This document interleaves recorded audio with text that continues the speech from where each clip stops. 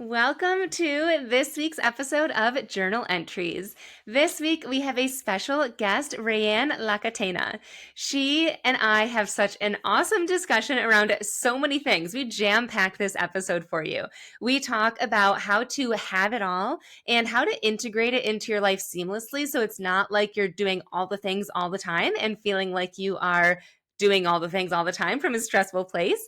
We talk also about being vulnerable and visibility, that almost fear of being seen and turning it into peace.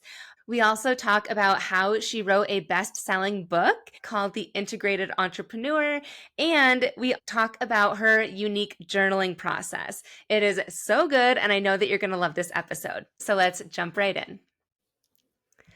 Welcome to the show, Raeanne. Thanks so much for being here. Yes, and thank you for having me, Samantha. We met at a networking event. We ended up sitting at the same table, and it was so great meeting Raeanne. And she does so much and has a really interesting approach to integrating like your whole self into what you do. So before we get into all of that, Raeanne, do you just want to share a little bit about what you do? Sure. So I am a holistic business coach, a licensed mental health therapist, Reiki master, and a certified professional coach, as well as a mom of 3 children under the age of 7. And I became a international bestselling author 2 times over this year. So you weren't lying when you said Yeah, that I do a lot. all the I have things. Yeah. It's really just one thing. And that's kind of what I teach is that I believe that business is a brilliantly disguised personal development plan and that we are one human being having lots of experiences. And the business is a reflection of that opportunity to engage in the internal work to have the external results that we want. And so instead of thinking that business is something separate from us, just like parenting is not separate from us, just like having a relationship is not outside of ourselves, that we are really just one person having lots of experiences. And the more we can learn from all those different parts of our life and integrate them into one experience, the better experience of life we do end up having. Hmm. So I don't know if you get this question a lot, but how do you do it all? And how do you integrate it? This is probably like such a broad question, but how do you, like that's so much that you do. And it sounds so simple and calm and peaceful the way that you describe it. So how is it that you do that? First, you have to decide that you want to have it all and that it's possible for you to have it all. And you have to decide what having it all means to you. And that's really the most important part is that what having it all looks like for me is going to be very different than what having it all looks like for you. And so that does require a fair bit of self reflection. And that's what I mean by business as a personal development plan, that we get to learn about who we are by going inward and really deciding what it is we want. And so, as let's take the entrepreneur mom side of things for a second. I have 3 kids under the age of 7, and one entrepreneur mom is going to want to be full-time at home 24/7 with their children, and another entrepreneur mom might want a nanny, and another entrepreneur mom might want daycare, and anywhere in between to support them in the process. So it's really the self-discovery and inquiry process that allows you to understand what that means to you, and then behaving and acting in a alignment and accordance to what you decide requires boundary setting. It requires the willingness to say no when you have to. It requires making yourself available to what is in alignment with your priority versus just taking everything on. So having it all does not mean doing it all and saying yes to everything. Sometimes it means, saying no to one thing to be able to say yes to another. I know that's a very broad answer to your very broad question. There's so much that goes into it. And that's really the work that I do with people, is helping them discover who they are and behave in alignment with that. Already though, that answer does give clarity and almost like a permission slip of the fact that you don't need to do it all. And like the whole comparison thing of the way that you do things, it's okay that I don't want to do the same things. And the way that I Yeah. see other moms on social media do things, like it's okay to either want the same things and use that as inspiration, but also to not do that and to do it, the way that I want to, and to even think outside the box of like when you said nanny, I was like, oh yeah, that would be like a completely different option that maybe I would Mhm. like to entertain as my kid Yeah. is 4 years old, so next year he's going to be going into pre-K. And that has been like on the back of my mind of like that, maybe I should look into that. So is this like what you do and what you talk about in the book that you wrote? It is part of it. Yeah, absolutely. So the book started, I actually started writing it 2.5 years ago, The Integrated Entrepreneur, 2.5 years ago, right after my daughter, my last child, was born. So she's 2.5 now, and the book is 2.5. It was literally a week or so after she was born, I started writing on International Women's Day because Oh my she was really gosh. the inspiration for it. That I really, I'm really connected to the mission of serving first my children, but the future generations, and making a ripple effect of change. And so that's where the internal motivation for the book writing process came from. And I have been developing, so now 20 years in personal development. I started my career as a mental health therapist. And during that time as a therapist, I learned a lot of clinical evidence based practices that I now integrate responsibly with the business owners that I serve. And what I mean by that is, I don't work with someone who has persistent, consistent mental health issues as their social worker anymore or their therapist. I'm no longer a therapist. And there are some things that are in the counseling tradition, for example, the cognitive behavioral therapy, the emotional freedom technique, that can really make an incredible difference in the lives of all humans, and entrepreneurs happen to be humans. And so we can learn from some of these clinical evidence-based practices. And what I had developed over those 20 years is my own culmination, this patchwork quilt of different resources that I pulled together in a framework that I teach all the clients that I serve, called Steer, Clear, and Anchor.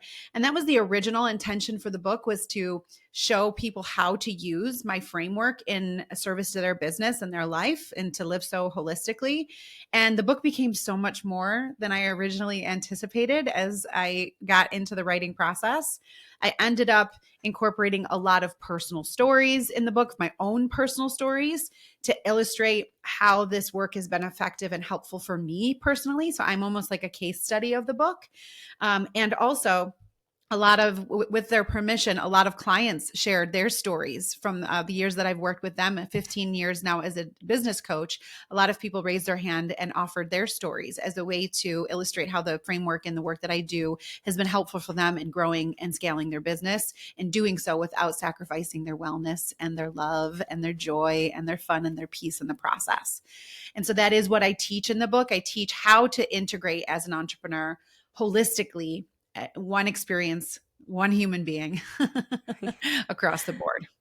I love that. And I like that you have those examples because for me at least that's how I am able to like put these bigger concepts into like to be like, oh, that's what she means, or like that actually I do the exact same thing. Whereas when I just read about it as like a description, I'm like, oh, that makes sense. But then when I read the stories, I'm like, oh, she's like calling me out because I do that. In fact, I saw one of your Instagram posts, and I think it was you were at a pumpkin patch with your Mm, family, and one of your kids called you out for, I think it was like being on your phone, maybe. And you had related it yeah. to like how it was just like a reminder of like the whole integration, right?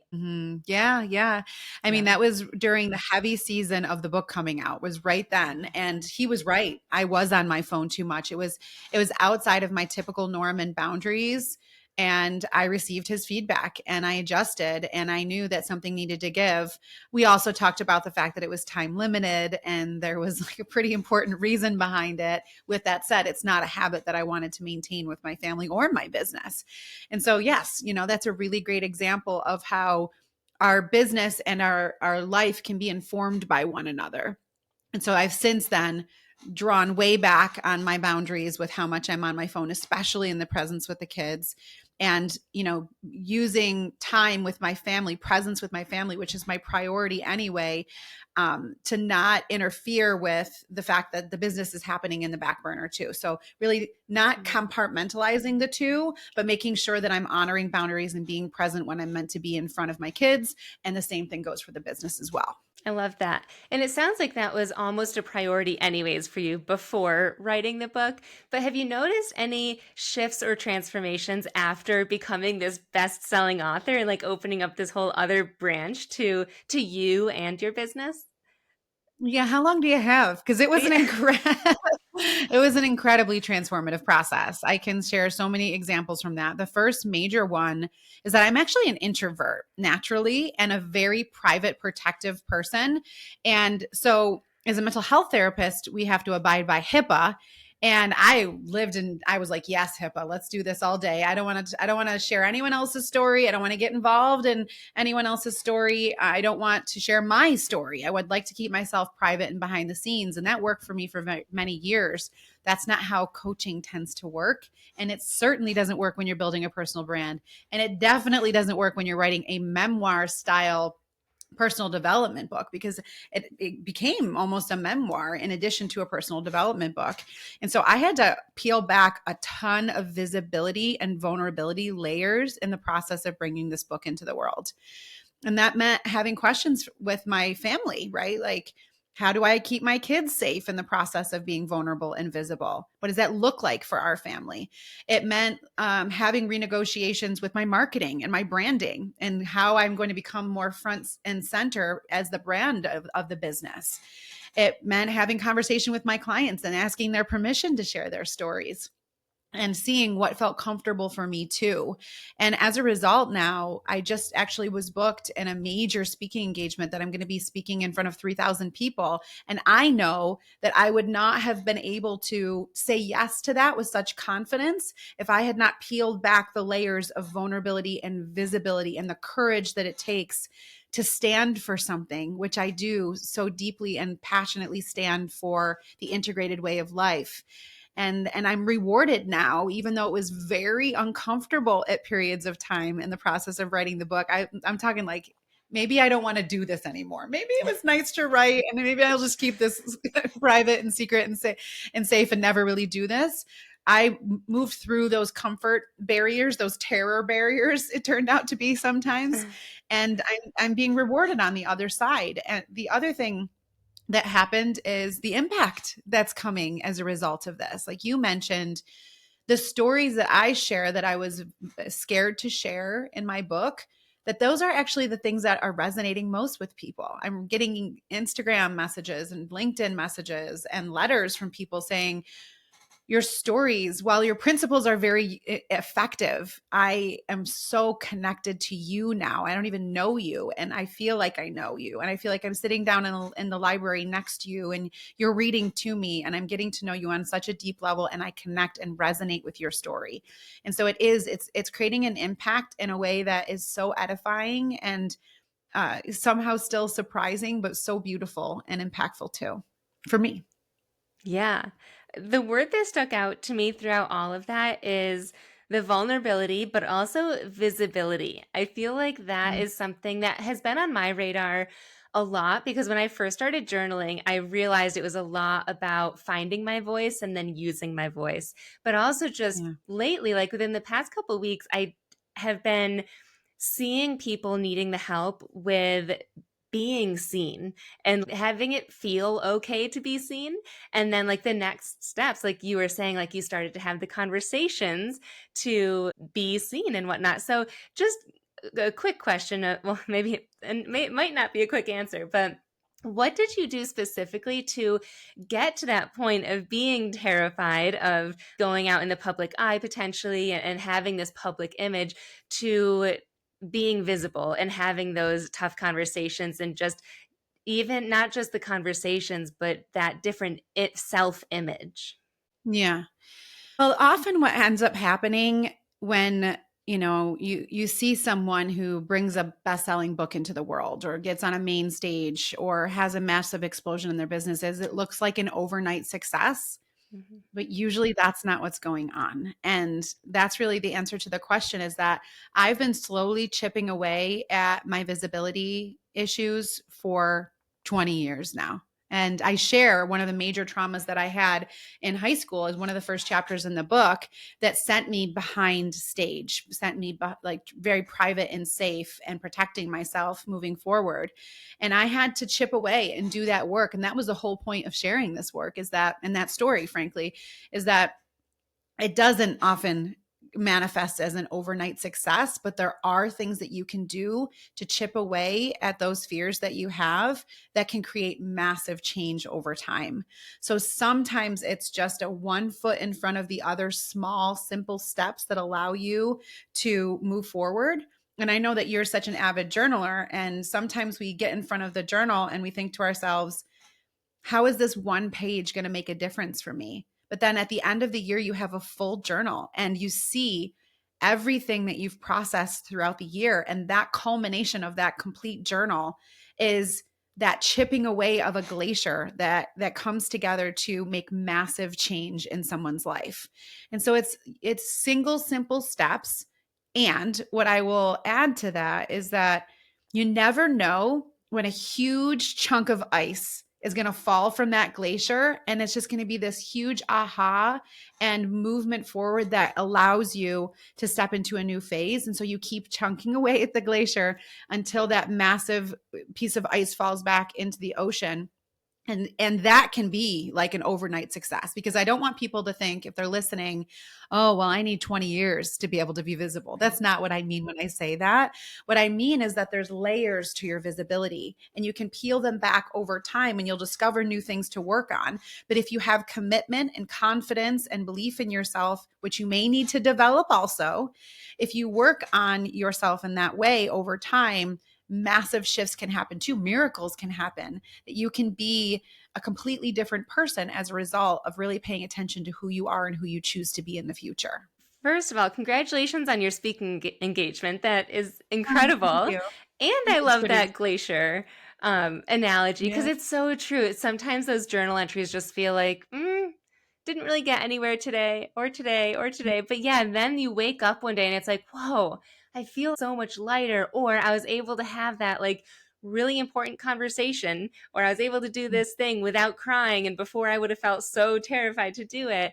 And you Right. realize it's like all of those things that are adding up. I love that. So you Yeah. mentioned not just, the 20 years and the glaciers falling off, but also it was 2.5 years of writing this book. So what Yeah. actually goes into writing a book? Because I've never done such a thing. So what is the process for for writing a book? Well, just like building a business or parenting or anything else, I will answer in short and then I'll expand. In short, it's really an individual process. And, that's just what I believe, is that you have to go inward to find what works for you. And to be honest, it took a little while for me to figure out what my path was. I started off writing the book because other people said, Raeanne, you should write a book. Raeanne, you have stories to share. Raeanne, your principles need to be in a book. And so finally I was like, all right, I'll write the book. And because I didn't have as strong a connection to understanding what my motivation was quite yet, or what the book was really meant to do and look like, what ended up happening is I would do like 10, 15 pages here, 50 pages there, and then there'd be months in between when I would write again. There's this like percolation that's happening during the in between phases. So when you sit down, you do have a fair bit to get out of you when you do write. But what really made a huge difference for me in the book writing process is when I decided that I was going to get it done, and I set a deadline for myself, and then I created a ritual around writing. That was the massive difference maker for me. I'm a very musical person, and a very sensory person. And so I set the same time every single day. I'm talking about even on Christmas. I set the exact same time that I would be writing every single day. And I did a little ritual for myself. I have this candle here that says, smells like she's writing a bestseller, that my husband gave to me. I would light the candle. I would listen to a song that I would sing, and that would inspire creativity within me. I would get the creative juices flowing in those ways, maybe sometimes move my body, and then I would write. And no matter what, even if it wasn't something that I planned to share, I would write every single day. And that really helped to pull the full fruition of the book out of me. And by the deadline, and I exceeded my deadline too. Yeah. Wow, I love that. I love the candle too. And I agree. I feel like I actually, oh, it's not sitting here right now. I have a candle not as inspiring as yours, but I'm also an introvert. And I hosted a journaling workshop once, and I found a candle that says introvert. And then underneath it, it says, smells like canceled plans. This is embracing me and my energy right now. I love that. Oh man. Awesome. So at this point, I would love for you to mention like where can people buy the book? Because I feel like people are gonna want like everything that you're talking about. And then also share what's next because I have a feeling that like you're not stopping here. I feel like you're like even just building momentum for the next thing. Yeah, thank you. Yeah. The book is on Amazon and it's on Barnes and Noble as well. So you can get it on the major outlets, which is pretty incredible. You can also get it on my website, theintegratederentrepreneur.com. You can buy that. There's a free workbook that comes with it as well. So lots of ways to get the book and to stay connected with me. The what's next is this integrated entrepreneur way of life is really becoming a brand. It's becoming something that is much bigger than me. And it's going to start with having an academy for entrepreneurs. It really is work that can help anyone, which is certainly something that I got as a lot of feedback from people who've been reading the book. But I tend to focus on working with entrepreneurs just because I believe that entrepreneurs are the game changers, the rule breakers, the difference makers, the creative, think outside the boxers. And so they think outside the boxers. I Yeah, they love it. do. They think outside the box. And so I really work with these people who want to make a difference in the world and want to do so by creating something. And that's what the school is going to be. The academy is going to be about creating that integration lifestyle, that holistic lifestyle, so that you can have the wealth, the scalable business, the masculine business practices that you need, how to grow your business, how to track your business, what does the revenue look like, how do you build the structure and the scaffolding of the business, while you also understand how to do so from a place of empathy and compassion, kindness, collaboration, and community, or the feminine side of business. And so I'm going to be teaching this in the academy. And I also have an inner circle mastermind that is in alignment with that approach as well. And that's all launching in January. So exciting. And I love that it's becoming bigger than you and that it's becoming a brand because I truly do feel like it's so easy to kind of like what you were just saying with the masculine and feminine energy. It's so easy to shift fully into one or the other, particularly the masculine for women, you know, Mm. that energy, especially when you first get into it and like that hustle culture. But then I've also seen people kind of give up the mask and go fully into the feminine, just like it's all going to happen for me with no systems and nothing. And so Right. I think all with that, but then everything that you shared earlier with the parenting, and there's so many different aspects of life and passions that we have that integrating it all seems so challenging, but it can happen and it's so important. And I feel like that's when you really become like fulfilled and whole. And so that's what's missing for so many people. People want to accomplish so much, but then they do, and then they don't feel fulfilled, right? They're like still going for the next thing and they don't feel fulfilled. And I think that your approach can be that like missing link for them. So I'm loving what you're doing No, and thank I'm excited for those next steps too. you. Yeah. Yeah. Yeah, I will just add that, that the first step in that is to recognize that you are already whole. And Mm. once you start to live with that understanding, it becomes so much more easeful to go through this process of integrating. You're not broken, you're not fractured, you're just one human, and you are whole and deserving and worthy. And that's the work, right? The limiting belief work that needs to happen internally. But just by virtue of you being here, you are whole. And so it's worth going after to get that fulfillment, starting with that belief system. I love that. Is there Mhm. anything else that you'd want to share about the book or anything else that you have going on or all of the wisdom from the therapy and Reiki and business stuff and everything that you do?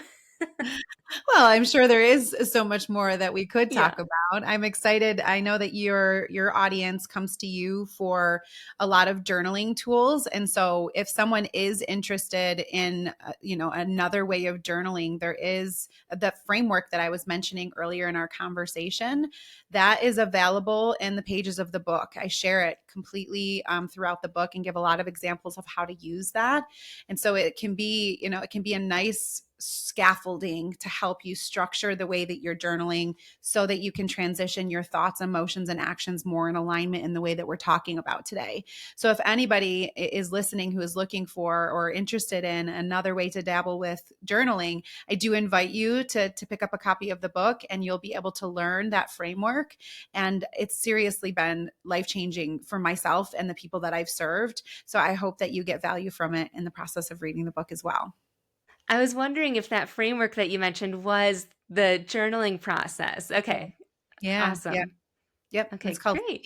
Steer Clear, and Anchor, and yeah, it's a framework that will really help you to reframe your thoughts, your emotions, your actions to get the results you want, and integrate all those different principles that we talked about today. Mm, so good. Reframing is huge and it's so challenging to do, especially when you feel stuck in that limiting belief, like you had said, or stuck in that one frame of mind. So I think that that's awesome that you help people through that. Awesome, thank you. Yeah, I will share all of the links. I feel like we talked about a lot of different things. So if you're listening, check out the show notes for the link to the book and the link to the other opportunities that Raeanne has mentioned. Raeanne, thank you so much for being here. I love everything that you shared, the tangible tips, and also your book. I'm so excited to get it and to do the journaling from it. I think that that's going to be really insightful.